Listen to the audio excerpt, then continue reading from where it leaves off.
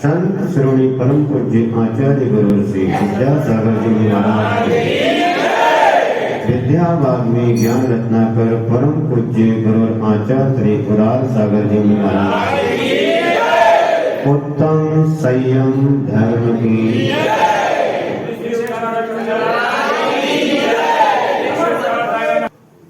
ऐसा करो कि पहचान बन जाए। काम ऐसा करो कि पहचान बन जाए।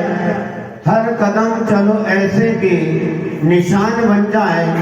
यह जिंदगी तो सब काट लेते हैं, जिंदगी ऐसे जियो की मिसाल बन जाए।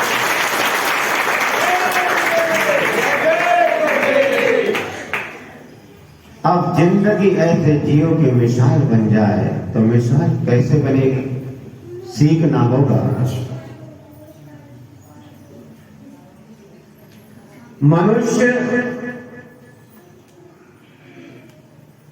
मनुष्य से ही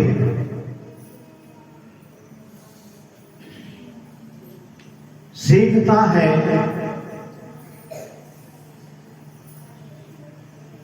कुछ ऐसा सीखता है कि संसार, दुख रूपी संसार से वह पार हो जाता है, और कुछ ऐसा सीखता है कि संसार में ही फंसा रह जाता है और फंसते फंसते जाता है। लेकिन जिस व्यक्ति को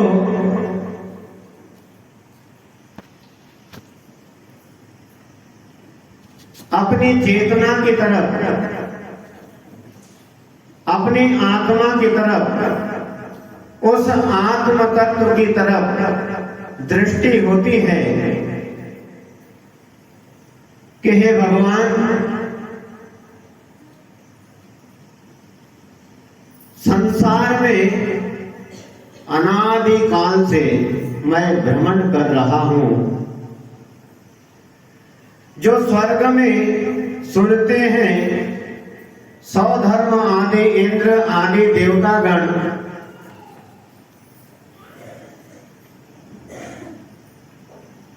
सुख भोगते हैं और सच्चे सुख को सिद्ध शिला पर विराजमान अनंत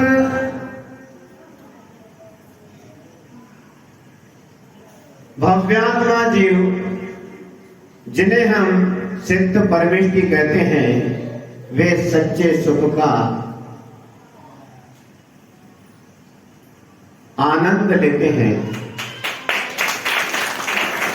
हे भक्ति है किसी पुण्य कर्म के उदय से, किसी शुभ कर्म के उदय से, फिर भी मैं संकलेश करता हूं। आज हमारे अजीत जी जैन, इनके सुपुत्र, हमारे मंडली के प्रिय और हमारे विशेष प्रिय कहना चाहिए। इनके मोनो भाई और लंबे वाले भैया अनुभव अनुराग और भी साथी लोग बड़ी सेवा में तत्पर रहते हैं। और लंबे वाले वो बैठे हैं टिक्के, नगर सेठ चक्रेश भाई, बोले हम चले महाराज आपके साथ जंगल। अरे हमने कहा तुम कहा चल रहे दादा, तुम तो इतने ही रुको। अरे हाँ महाराज, हमें भी कभी सेवा कर। हाँ चलो भाई। तो ऐसे प्रिय बंधु, आज इनसे हमारी चर्चा हुई और उनको समझ में भी आया कि मनुष्य पर्याय क्या है और इसका महत्व क्या है, और इस मनुष्य पर्याय को हमने प्राप्त किया है तो इसे कैसे सार्थक कर ले। और मनुष्य पर्याय से सीधा अर्थ है ये मनुष्य का शरीर। इस आत्मा ने, इस जीव ने शरीर नाम कर्म के उदय से धारण किया है या मिला है, तो क्या होगा?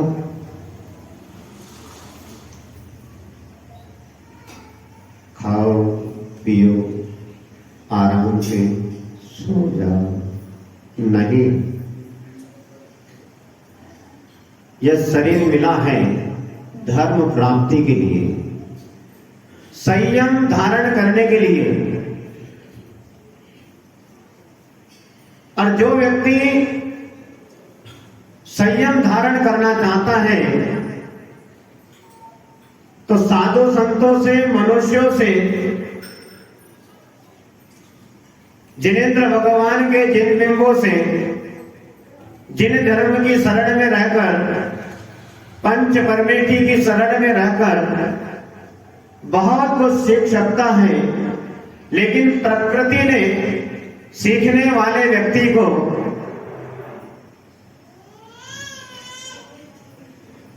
कण कण से,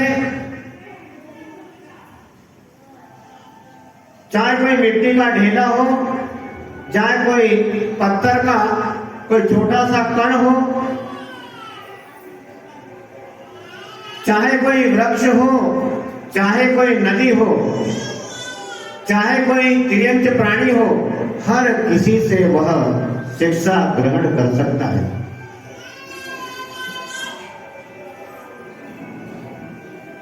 जैसे आपने नदी देखी है तो नदी बहती है, यदि उस नदी में पानी हो तो, और नदी को बहने के लिए दो तटों का आलंबन जरूरी होता है। नदी कैसे बहती है? दो तट होते हैं, इस तरफ भी इस तरफ भी, बीच में से उस नदी का जल बहता है। यदि नदी बिना तटों के बहे तो अपने लक्ष्य सागर तक पहुंच नहीं सकती। पहुंचेगी? नहीं पहुंचेगी। यदि तट नहीं है तो पानी खेत खलिहानों में, गांवों में, शहरों में घुस सकता है, नुकसान हो सकता है, और नदी वही फैलकर, बहकर वही समाप्त हो जाए।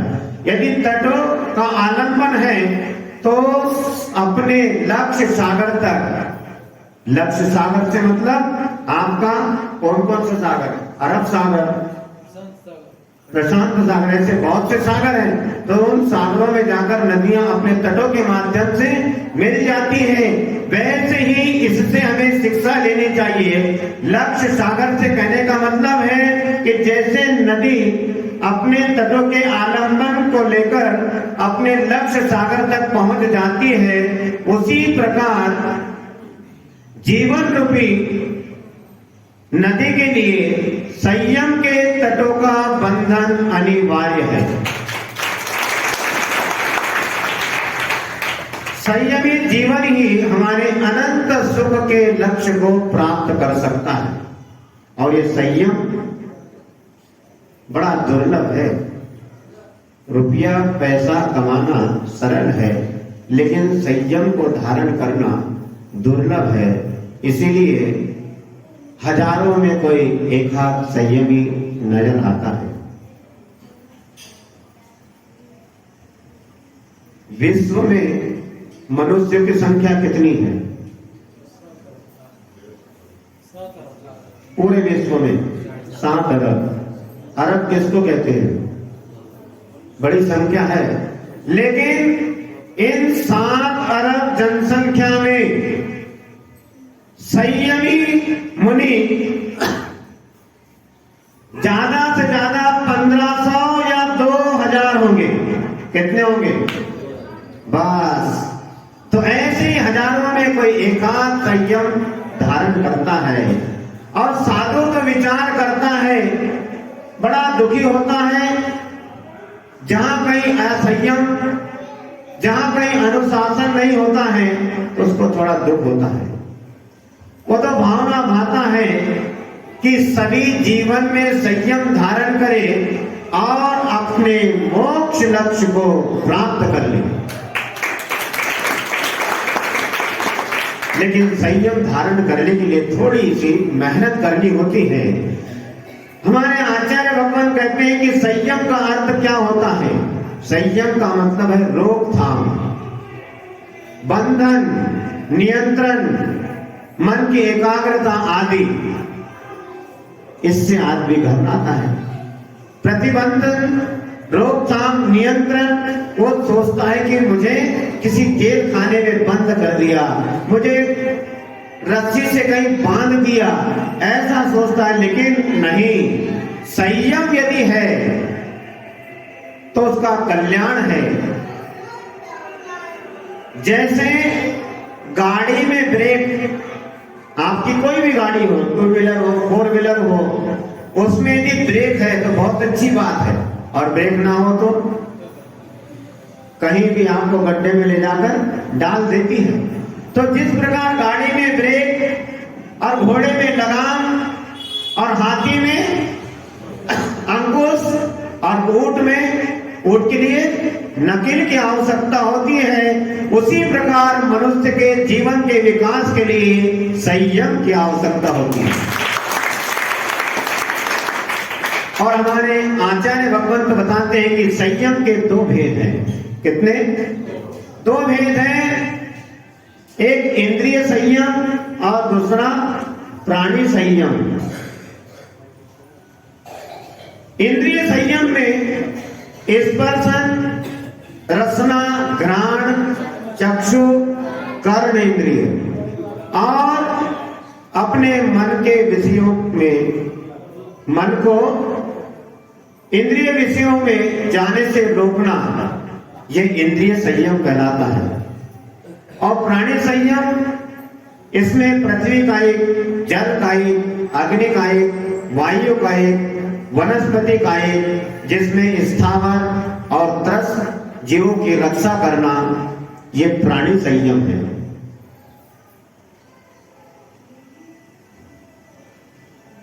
हम जिन शासन में जी रहे हैं, और यदि हमने प्राणी संयम, इंद्रिय संयम क्या है इसे जाना नहीं, पहचाना नहीं, तो हमारा जीवन निरर्थक हो जाता है। और संयम कब आता है? तो पांचों इंद्रियों को वश में करने से संयम आता है। कसायों को निग्रह करने से हमारे जीवन में संयम आता है। एकासन, उपवास करने से हमारे जीवन में संयम आता है। जैसे आपके भी रवि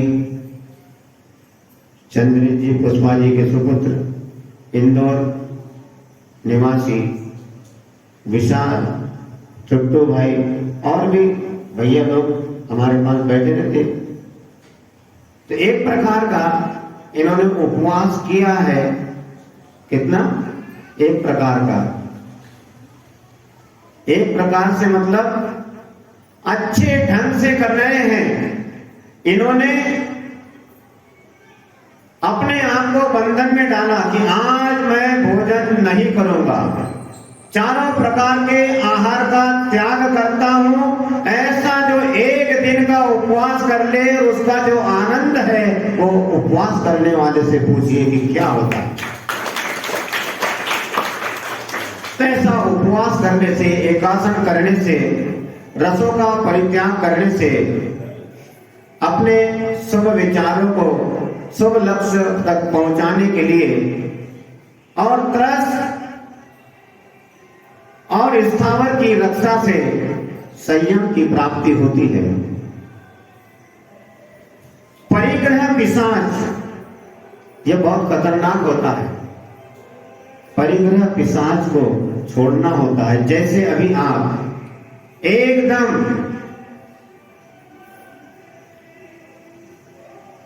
दुकान मकान सबका त्याग, 2 घंटा जिनेंद्र भगवान का पूजन, अभिषेक और महाराज का प्रवचन सुनेंगे, उसके बाद आपसे मिलेंगे। ये भी एक प्रकार का संयम होता है। और हमारे चारित्र चक्रवर्ती आचार्य श्री शांति सागर जीवनी महाराज, जिन्होंने श्रवण संस्कृति को जीवित किया, ऐसा ही कहना चाहिए। ऐसे चारित्र चक्रवर्ती आचार्य श्री शांति सागर जी मुनि महाराज जी का उनका उपकार है, उनकी कृपा है, उनकी कृपा से ही आज बड़ी स्वतंत्रता के साथ हम जी रहे हैं। चारित्र चक्रवर्ती आचार्य श्री शांति सागर जी मुनि महाराज जी ने अपने जीवन के अंतिम क्षण में धर्मोपदेश दिया भव्यात्माओं के लिए।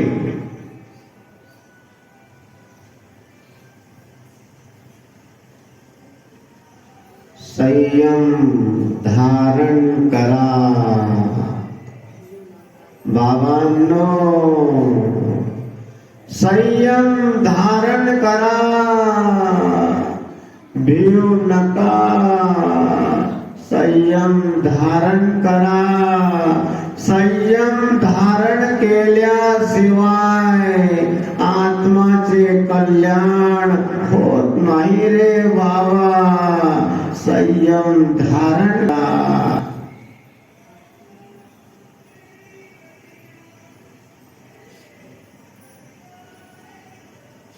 मैं तो कहता हूं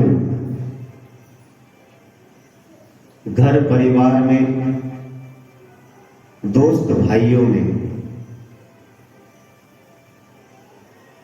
सगे संबंधियों में, पड़ोसियों के साथ, देश विदेश के साथ आपके संबंध, लेकिन एक बात दिल से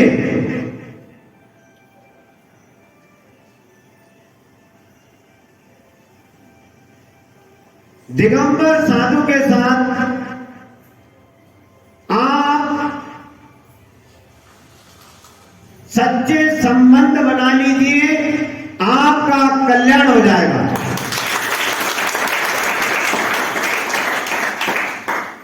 भाई भाई एक दूसरे को धोखा दे सकता है, पति पत्नी एक दूसरे को धोखा दे सकती है, पड़ोसी आपको धोखा दे सकता है, आपके माँ बाप आपको धोखा दे सकते हैं। कहते हैं माँ बाप के प्यार से गुरु की प्रताड़ना अच्छी होती है, क्योंकि माँ बाप बच्चे को थपकी देकर सुलाते हैं, सो जा बेटा, और गुरु उसे थपकी देकर उठाता है, जाग जा बेटा, तू क्या सोया पड़ा है। असंयम में मत थी, संयम धारण कर ले। तो साधु, दिगंबर साधु की विशेषता होती है, उनकी अंदर से करुणा प्रकट होती है प्रत्येक प्राणी के लिए। दिगंबर साधु चाहता है कि जैसा मैं शुभ आचरण करता हूं, अपने लक्ष्य की ओर पहुंचना चाहता हूं, तो इस दुनिया का प्रत्येक प्राणी भी भव्यात्मा जीव संयम को धारण करे और मोक्ष लक्ष्मी को प्राप्त करे, यह उसकी शुभ भावना होती है। इसीलिए चारित्र चक्रवर्ती आचार्य श्री शांति सागर जी मुनि महाराज जी ने अपने जीवन के अंतिम क्षण में भव्यात्माओं के लिए संदेश दिया कि वो आत्मन संयम धारण करो। संयम धारण करने से डरो मत। संयम धारण किए बिना अपनी आत्मा का कल्याण होता नहीं है, इसीलिए संयम धारण करना चाहिए। और हमारे चारित्र चक्रवर्ती आचार्य श्री शांति सागर जी मुनि महाराज जी ने उनके जीवन काल में देखिए कितने उपवास किए, 9,938 उपवास किए।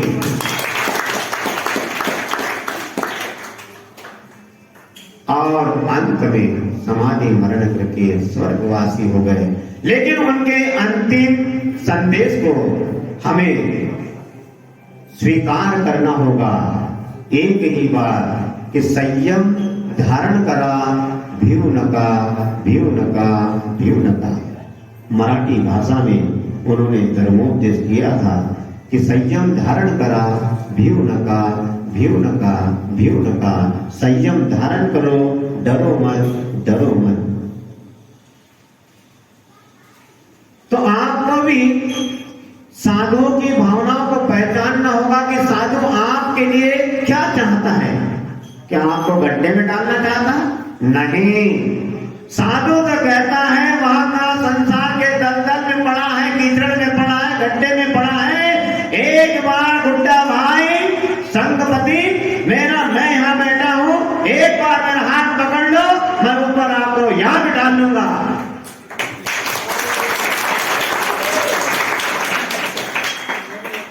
लेकिन दादा हम तो इतना ही अच्छे हैं, डर लगता है। लेकिन संयम से मनुष्य महान और पूज्य बन जाता है। जिस बिना नहीं दिन राज सीजे, तूर लो जग बीच में, एक घड़ी मत विसरो करो, आव जम मुख बीच में। उस संयम के बिना तीर्थंकर भी मोक्ष को प्राप्त नहीं हुए। तीर्थंकर भगवान कैसे बने? उन्होंने भी संयम को धारण किया है, तब वे मोक्ष रूपी लक्ष्मी को प्राप्त किया है, तीर्थंकर पद को प्राप्त किया है। तो फिर हमारे आपके जैसे साधारण मनुष्य की क्या बात है? तो हमें तो और ज्यादा मेहनत करना होगी। इसीलिए कहते हैं एक घड़ी मत विसरो करो, नित आव जम मुख बीच में। एक जीवन की एक घड़ी को भी बेकार मत जाने दो। एक एक घड़ी को धर्म में, संयम में बना लो, तो जीवन जीने का आनंद आ जाता है। जीवन में संयम धारण अवश्य करना चाहिए। जो संसार विषय सुख होता तो तीर्थंकर क्यों त्यागे? काहे को शिव साधन करते, संयम को अनुरागे। यदि संसार में सुख होता तो तीर्थंकर इस संसार को क्यों त्यागते? यही रहते। काहे के लिए शिव साधन करते, यानी मोक्ष प्राप्ति के लिए क्यों त्याग तपस्या की, क्यों साधना की, संयम के प्रति क्यों अनुराग किया? वह इसीलिए किया कि संसार में सुख नहीं है। संसार में जरा भी सुख नहीं है। जो व्यक्ति कहे कि महाराज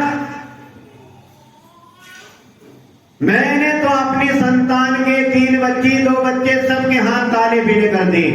क्या कहा? काले नहीं, पीले कर दिए। अब मैं टेंशन फ्री हूं, निश्चित तो मैं सुखी हूं। मैं कहता हूं कि अभी आप सुखी नहीं हुए हैं। अरे सुखी तो तब होंगे जब इस दुख रूपी संसार से निकलकर उस सिद्ध शिला पर पहुंच जाओगे। तब तक अपने आप को सुखी नहीं मानना चाहिए। संयम को धारण करना चाहिए। भले ही धीमी गति से सही, पैसेंजर गाड़ी हो चलेगा। हावड़ा एक्सप्रेस, छत्तीसगढ़ जीटी नहीं हो कोई बात नहीं, लेकिन पैसेंजर गाड़ी भी आपको यदि सही ढंग से संयम में चलोगे तो आपके लक्ष्य तक पहुंचा देती है। भले धीमी गति से चलो, लेकिन हमें चलने की शुरुआत कर देना चाहिए। चलने की शुरुआत से मतलब संयम जीवन में आवश्यक है। संयम को धारण करके आप चलना प्रारंभ कर देंगे तो चलने वाला संयमी एक न एक दिन अपनी मंजिल अवश्य प्राप्त कर ले। जीवन में धारण किए गए बीज के समान छोटे छोटे नियम, छोटा सा बीज होता है, बट वृक्ष कितना बड़ा हो जाता है। छोटा सा बीज यदि उपजाऊ भूमि में डाल दिया जाता है तो बड़ा विशाल वट वृक्ष का रूप धारण लेता है। उसी प्रकार जिस प्रकार छोटा सा बीज उपजाऊ भूमि में डाला जाए तो वट वृक्ष का रूप धारण कर लेता है। उसी के समान छोटे छोटे नियम आज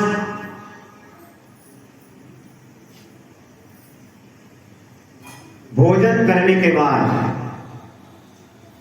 मात्र 15 मिनट राजश्री राजश्री नहीं खाऊंगा, गुटखा नहीं खाऊंगा, क्या बोले? राजश्री, हाँ नहीं खाऊंगा। यदि ऐसा भी नियम पालन कर लिया तो बड़ी बड़ी बीमारियों से बच जाते हैं। यदि हमने कहा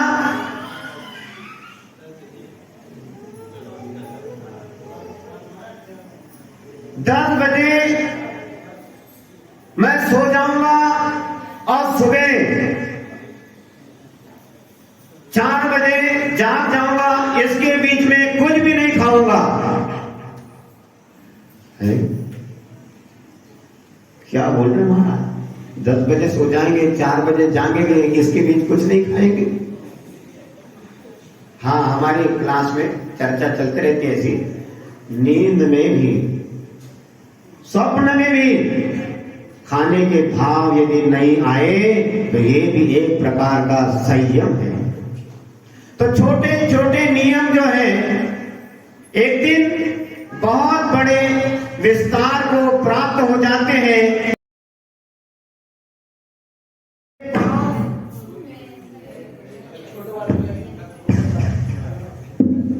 घुटने के बल चलते चलते पांव खड़े हो जाएंगे। छोटे छोटे नियम भी एक दिन बहुत बड़े हो जाएंगे।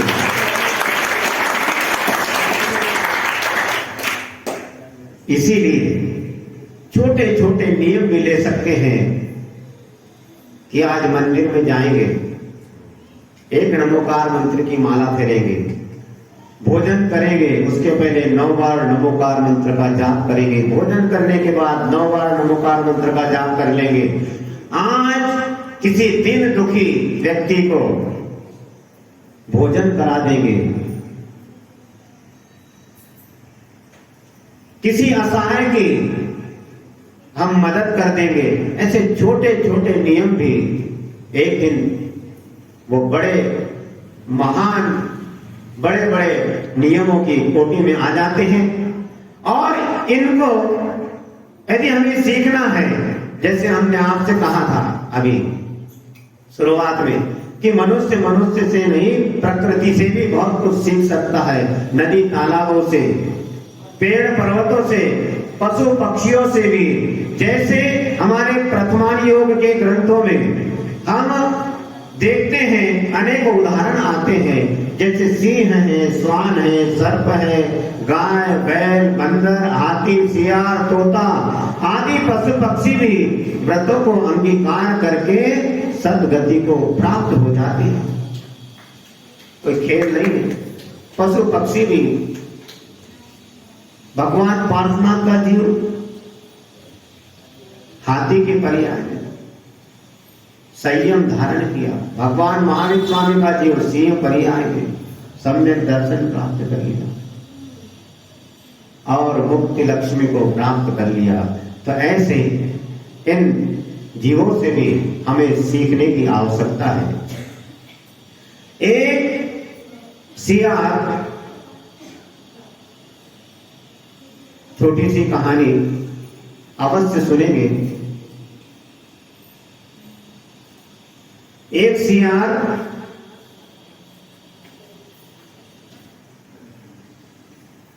उसकी नियति देखो कैसी है। नगर के समीप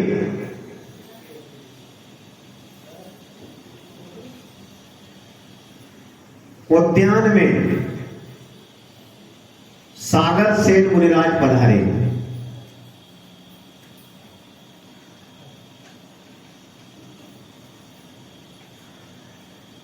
नगर में खबर फैल गई, राजा तक खबर पहुंची। राजा ने पूरे नगरवासियों से कहा कि उद्यान में मुनिराज पधारे हैं, सभी को दर्शन पूजन के लिए चलना है। गाजे बाजे के साथ राजा और प्रजा मुनिराज के दर्शन के लिए उद्यान में पहुंचते हैं और मुनिराज के पास जाकर उनकी स्तुति वंदना, उनका पूजन, उनका धर्मोपदेश सुनकर राजा और प्रजा गाजे बाजे के साथ अपने नगर की ओर आते हैं। उसी समय एक झाड़ी में बैठा हुआ सियार सोचता है कि ये लोग नगर के वासी, नगर में रहने वाले लोग अभी यहां से गाजे बाजे के साथ गए थे और गाजे बाजे के साथ वापस आए हैं। जरूर ये कोई ना कोई इनके नगर में मर गया होगा, मुर्दे को जंगल में डालने गए होंगे।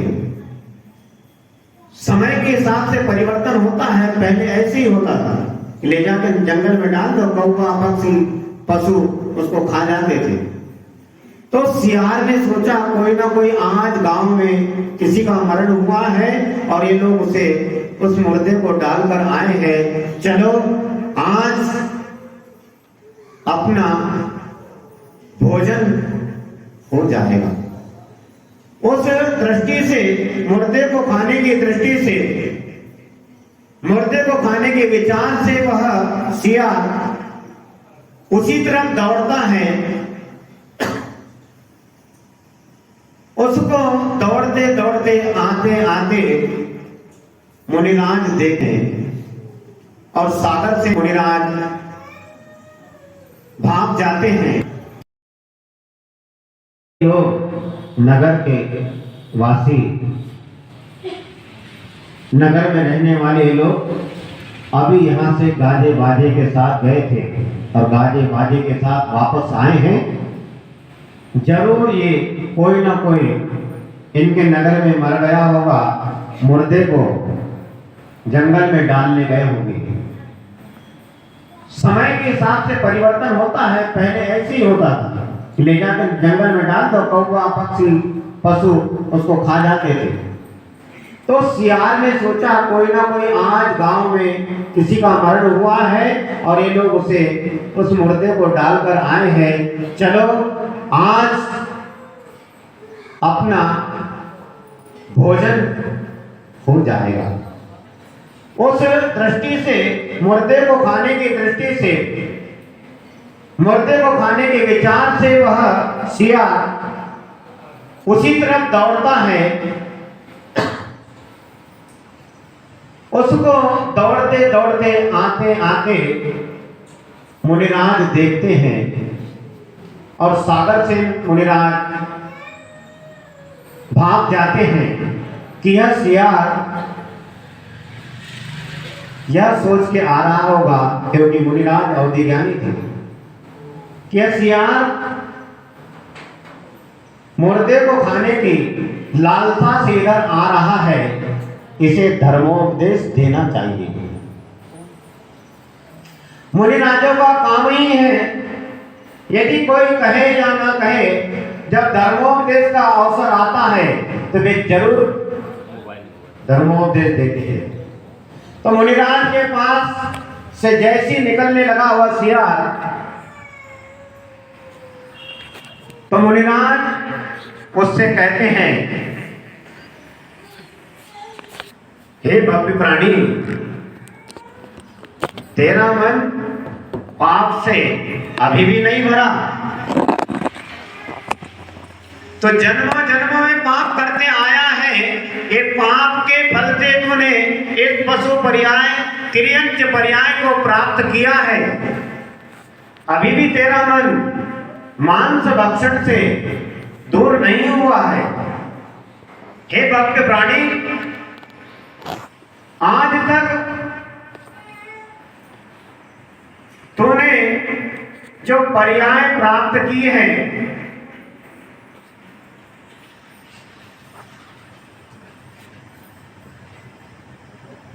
लेकिन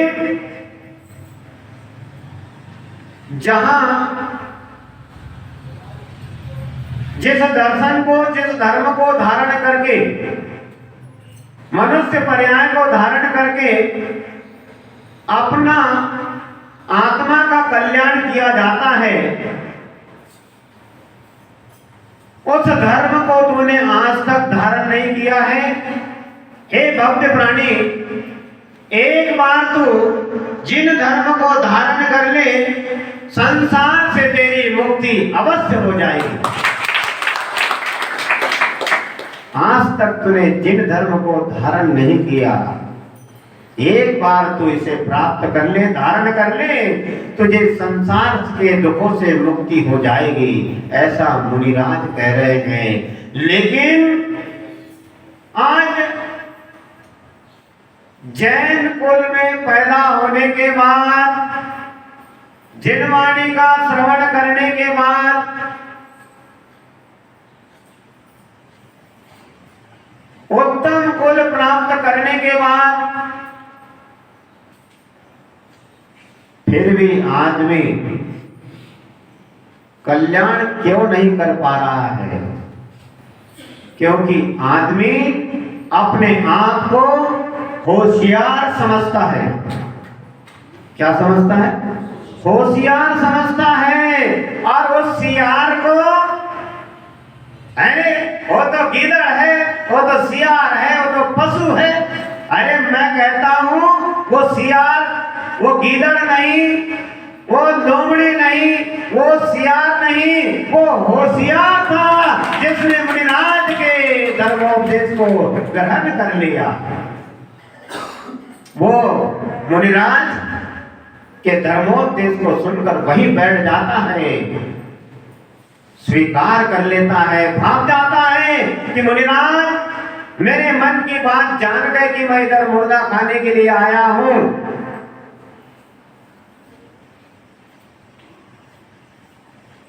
मुनिराज का वह धर्मोपदेश सुनता है। मुनिराज कहते हैं कि भव्य प्राणी, तो मांस खाना तो छोड़ नहीं सकता, लेकिन एक छोटा सा नियम ले ले। रात्रि में भोजन और पानी का त्याग कर दे, तेरा भला हो जाएगा। वह सियार वास्तव में होशियार था। मुनिराज ने जो नियम कहा कि रात्रि में तो भोजन पानी छोड़ दे, उस सियार ने स्वीकार कर लिया, रात्रि भोजन और पानी का त्याग कर दिया उस दिन से।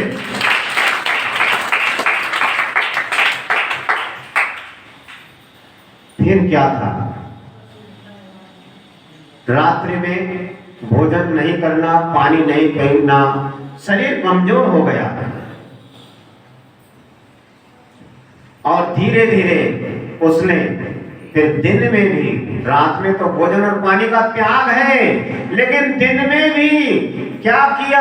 सबसे बड़ी बात, बहुत अच्छी बात, उस सियार ने, उस होशियार ने मांस का भी त्याग कर दिया। प्यार से मांस नहीं खाएंगे, फिर क्या खाएंगे? जो भी सात्विक रूखा सूखा कहीं से मिल गया पुण्य उदय से, तो वही खाकर अपना जीवन व्यापन करता था। एक दिन उसे रूखा सूखा भोजन मिला, गर्मी के दिन,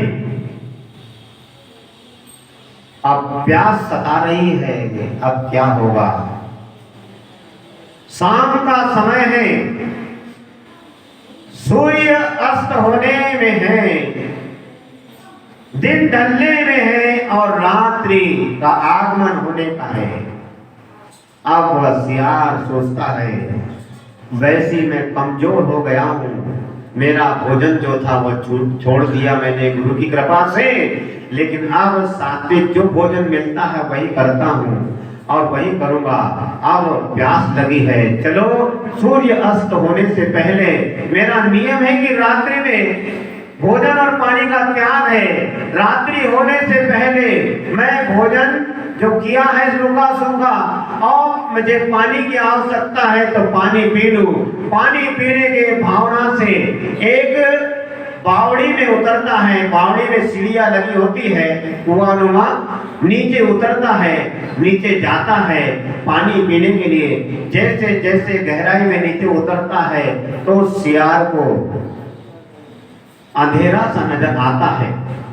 वह सोचता है कि मेरा तो नियम है, रात्रि में भोजन पानी का त्याग है, चलो रात्रि हो गई है, अब मैं भोजन पानी नहीं पीऊंगा। मुंह पर वापस आता है। जब बावड़ी से बाहर नीचे ऊपर आता है तो देखता है, अरे अभी तो दिन है, चलो वापस चलते हैं, जल्दी से पानी पी लेंगे। फिर वापस नीचे उतरता है। जैसे पानी के तल पर पहुंचता है तो वहां उसे अंधेरा नजर आता है। रात हो गई, अब मैं पानी नहीं पीऊंगा। ऐसा वो ऊपर नीचे 3-4 बार करता है, थक जाता है। जब आखिरी बार जब नीचे बावड़ी में उतरता है, पानी के तल पर पहुंचता है, देखता है कि अब अंधेरा हो गया, पानी नहीं पीऊंगा, मैं मेरे नियम का दृढ़ता पूर्वक पालन करूंगा। मैंने मुनिराज से नियम लिया है, रात्रि में भोजन पानी का त्याग का नियम लिया है, मैं पानी नहीं पीऊंगा। वही उस समय अपने मुनिराज गुरु को स्मरण करता है और अब विचार करता है कि मैं अब पानी नहीं पीऊंगा, मेरा तो नियम है, लेकिन अब मैं चारों प्रकार के आहार का त्याग करता हूँ। ऐसे चारों प्रकार का आहार का त्याग कर देता है और वही अपने मुनिराज को स्मरण करता है और मरण को प्राप्त हो जाता है, उसका वही मरण हो जाता है। तो ऐसे संयम पालन करने वाला वह सियार, संयम को धारण करने वाला सियार मरकर कहीं तो गया होगा। वह सियार मगध देश के सुप्रतिष्ठित नगर में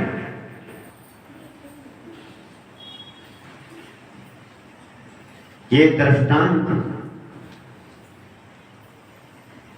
ऐसा वैसा नहीं है, पौराणिक अपने पुराणों में है, यहां वहां की कोई कहानी नहीं है। ये वास्तविक सत्य घटना हमारे पुराणों में झूठ नहीं चलता है, सत्य घटना है। मगध देश के सुप्रतिष्ठ नगर में कुबेर दत्त सेठ के यहाँ कुबेर दत्त सेठ की पत्नी धनमित्रा का पुत्र हुआ। देखिए, सियार से मनुष्य पर्याय में आ गया। और सबसे बड़ी बात, कुबेर दत्त सेठ के यहाँ धनमित्रा का वह पुत्र हुआ और वही सबको प्रीति उत्पन्न करने वाला प्रीतिंकर नाम उसका पड़ गया। उसका नाम प्रीतिंकर था। और सबसे खुशी की बात, जैसे हम अनुमोदना करके तालियां बजाते हैं कि बहुत अच्छी बात है, तो मैं कहता हूं कि हमारे हाथों में जितनी दम है, जितनी ताकत है, ऐसे दृष्टांत, ऐसे उदाहरण, ऐसे भव्यात्मा की हमें भी अनुमोदना करनी चाहिए कि जैसे आपने तिर्यंच पर्याय को छोड़कर मनुष्य पर्याय प्राप्त की है और हमने भी मनुष्य पर्याय प्राप्त की है, तो अब हम कहते हैं कि हम अनुमोदना किए, ताली बजाएं। बहुत अच्छी बात है कि सियार तिर्यंच था, मनुष्य पर्याय में आ गया, प्रीतिंकर हुआ। लेकिन और भी जबरदस्त बात, उस प्रीतिंकर राजकुमार के साथ में क्या हुआ? वही प्रीतिंकर तद्भवगामी भगवान महावीर स्वामी के समो शरण में जाकर मुनि दीक्षा धारण करके मोक्ष लक्ष्य को उसने प्राप्त कर लिया। तो ये संयम का प्रभाव है। यदि वह सियार संयम धारण नहीं करता, रात्रि का भोजन पानी त्याग नहीं करता, तो संसार परिभ्रमण उसका कभी समाप्त नहीं होता। उसी प्रकार धर्म में इसलिए प्रेमी बंधु, यह उत्तम संयम धर्म हमें भी कहता है कि जो संयम धारण नहीं करता है उसको संयम धारण करने की आवश्यकता है, और जिसने संयम धारण किया है तो उसके संयम में वृद्धि होना चाहिए। और संयम में वृद्धि कब होती है?